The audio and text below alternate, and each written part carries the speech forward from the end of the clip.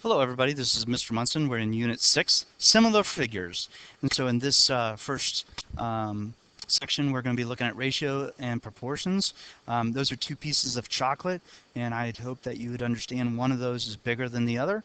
What we find out using vocabulary words is that they're proportional, their sides are proportional, there's a ratio that helps us understand the scale factor between them and things like that. And those are all words and stuff that we're going to discover those over the next few sections. So let's get started. All right, here we go. We're going to look at our vocabulary first. We're going to do something a little bit different. We're going to do all the vocabulary for this entire unit today, and we'll have it in the can, and we won't have to keep on going back and revisiting it. If you look, you got this link, you're looking at this video through YouTube. In the description down below the video before you start it, there's a link to a paper that has these words on it, and you can just write them in, or you can put them in your notes however you like. First up is ratio, and that's something that we've dealt with before. If you look over to the right-hand side, you'll see a ratio can be written as a fraction, or it can have colons in between it. The nice thing about using it in colons is, as you see the ratio A, B, C there, it allows us to have a relationship between three things.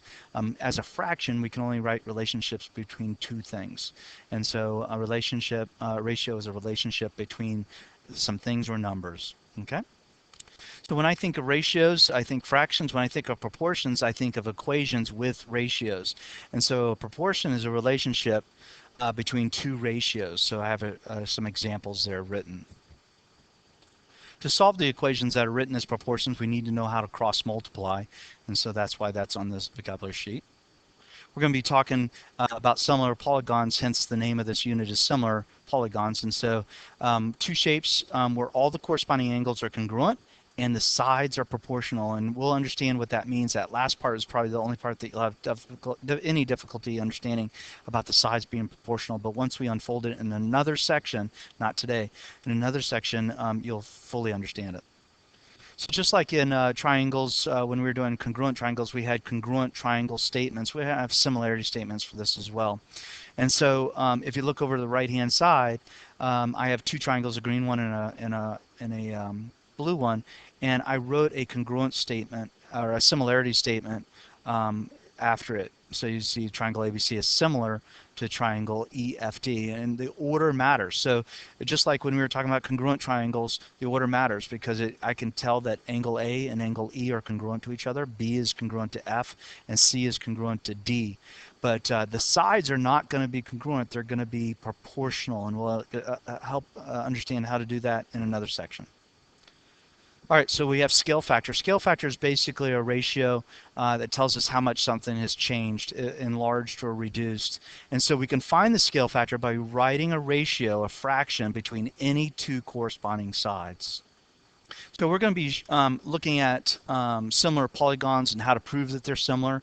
And just like in the world of congruent polygons, we had to prove that all the angles are congruent and all the sides were congruent, and that was by brute force. We could do the same thing in the world of similarity. We could show that all the angles are congruent and all the sides are proportional. But when it comes to triangles, we have some shortcuts, just like we did in the congruence idea.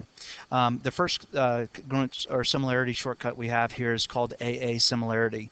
And basically it says that I have two triangles. If I have two triangles with only two angles that are congruent to each other, then the triangles are similar. And this next one is kind of a peek about how sides can be proportional. We'll again understand this in greater detail as we move through another section. But basically, we have side angle side similarity, which is a shortcut.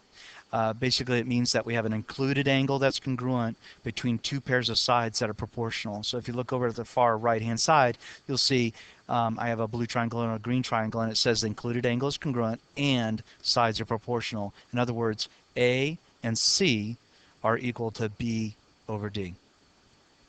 And the last item for today is going to be the side similarity shortcut. And so basically I find that if you look over the far right, you'll see that the ratio between all the corresponding sides equal each other. If one ratio doesn't work, it's different than the other two, then the true triangles are not going to be similar. Okay, all three have to equal the same fraction. They might not look the same, but they'll reduce down to being the same ratio. Okay, so here I have two figures, and in the middle there I put a little similarity symbol, and I'm just saying that these things are similar. They have congruent angles, and they have sides that are proportional. I don't have all the sides in there. I just want to kind of touch on this idea about what it means to be similar. They're not congruent. If they were congruent, then we would say they're congruent. If you look at the symbol for congruence, it's similar and equal. Okay, so these are things that have sides that are different. The angles are the same, but they're different. Okay, if I wanted to look for scale factor, by the way, I could simply take a ratio between any two corresponding sides. I noticed that this one and this one are in the same place, and I don't have any other detail to tell me that that's not the side that matches to it. So I could write that ratio, and it comes down to that it's 2/1.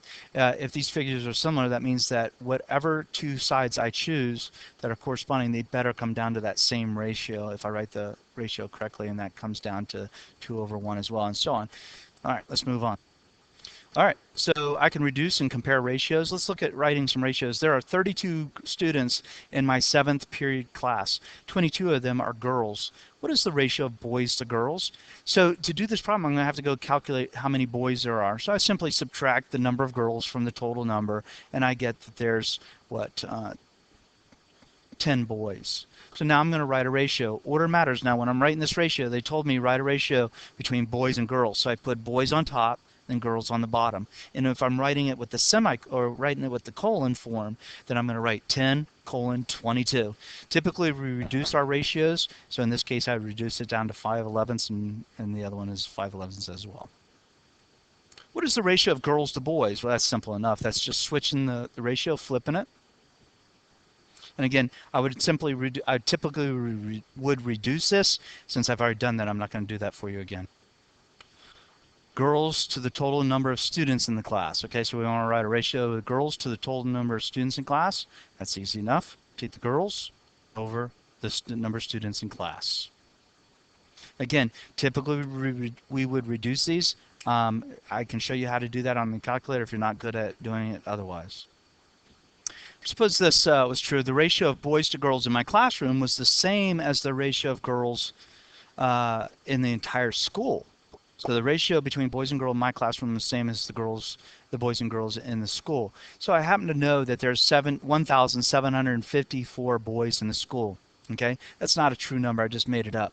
But how would I go about solving that and creating something? So I have a kind of an unknown, the number of girls in the school. Since I have an unknown, I'm going to have to write an equation. Let's move on to the next idea to help us understand how that might be. So here is a proportion. So the ICANN statement is I can solve proportions using cross multiplication. So I have two ratios that equal each other. And so I'm going to go ahead and cross multiply to solve that. Okay, so I cross multiply that. And from that point on, it's just simple algebra. I'd need to make sure that I take the 7 and distribute it through. Okay, and of course 28 times 4 and do that. And then you're just simply solving that in the normal way. The other thing I would tell you is whenever I have quantities like this where there's an adding or subtracting, I always put parentheses around it and multiply it times the thing on the other side, using parentheses to help remind myself that I have to distribute. I also usually, if there's only one quantity like there is here, I usually make sure that it's the last thing in the set so that there's a number out in front of the quantity and it reminds me to distribute it through. Okay, go ahead and take your try at solving this proportion. Put me on pause and come back and check your work.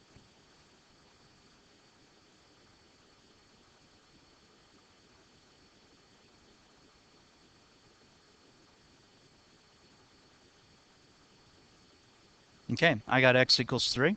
And certainly I could just plug it back into the original formula and check to see if it's right.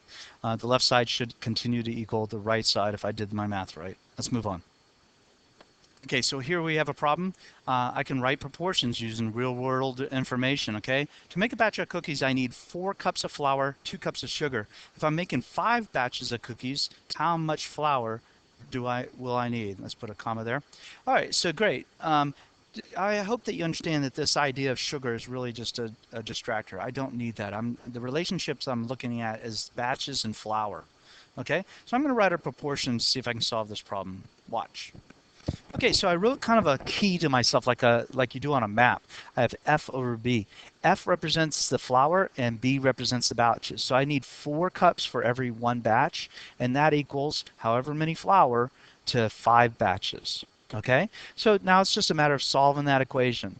I'm not going to do that here because I'm going to trust that you've already managed how to cross multiply and solve equations. I'm going to write a different equation that will result in the exact same answer, I should say. So in this case, I have the number of batches I'm going to do and how much flour I need.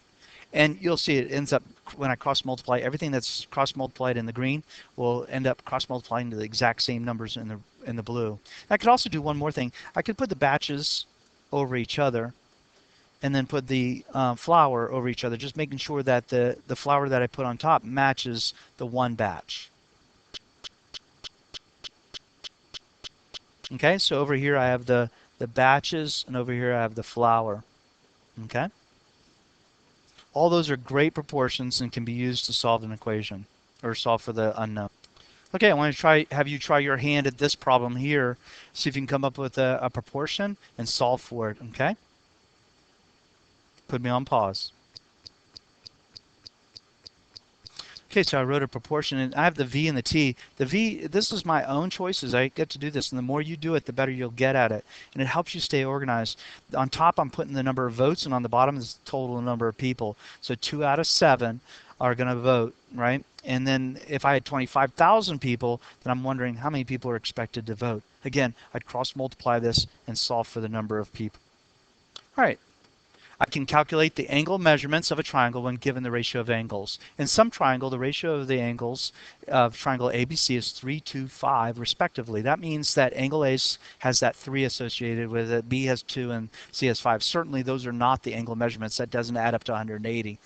Find the angle measurements. So what I do to do this kind of problem is I first start up with this equation, 3x plus 2x plus 5x, because there's some kind of multiple out there that will actually generate the bigger angles. And those 3 angle measurements should equal 180. So I'm going to solve for the x, plug it back in, and get the angle measures.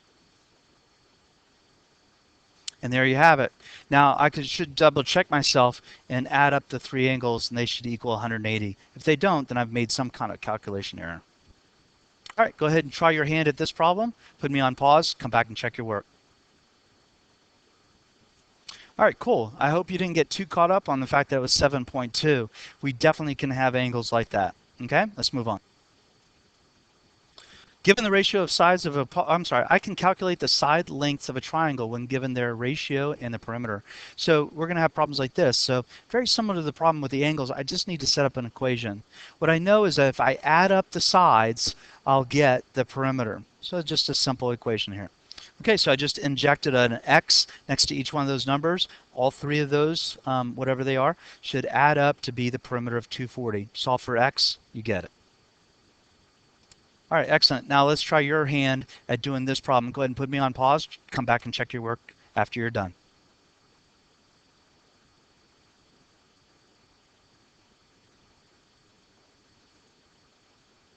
Don't forget to find your sides. And so these are sides. These are not angles. So we're not doing this in degrees. It might be in feet or whatever. But what I know is it better add up to be that 240 there. All right, there you have it. There's your try it problems, okay? Now don't put me on pause just yet because I have a little bit more to say. If you wait just for a few seconds, go ahead and put it on pause in just a minute and go ahead and do those try it problems. There's 5 of them there. In just a few seconds, I'm going to scroll down and show you a bonus that you can do. Do it on this same paper, okay? Don't forget to put your title at the top and your name and period, okay? Here we go with the bonus down below.